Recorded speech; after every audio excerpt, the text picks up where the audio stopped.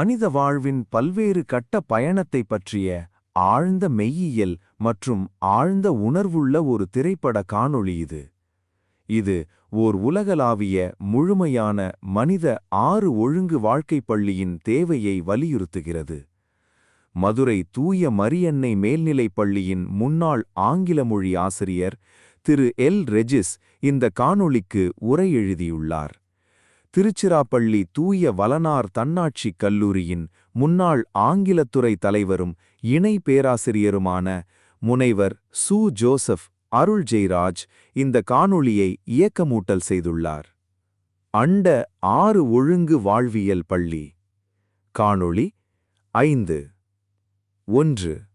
நமது உடல் 18 மேன்மைகளும் தூயங்களும் கொண்டது.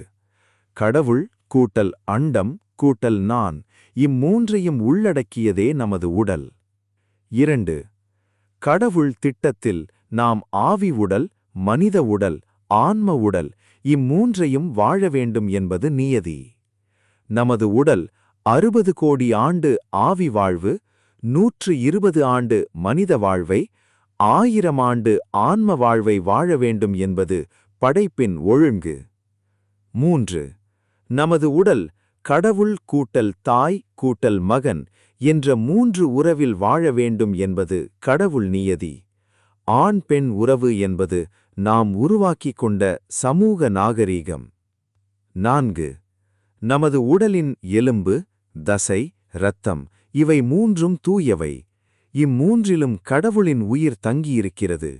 இம்மூன்றின் தூயத்தை நாம் அழித்தால் அது கடவுளுக்கு எதிரானது. கடவுள் நமது உடல் முன் 60, பின் 60, பின் 100 என 3 நிலைகளை வாழக் கொடுத்திருக்கிறார். இவற்றில் பின் 60, பின் 100ஐ வாழக் கற்றுக் கொடுப்பதே இப்பிரபஞ்சப் பள்ளி. 5. நமது மனித உணவு என்பது கடவுளுக்கும் மனிதருக்கும் பணி செய்வது.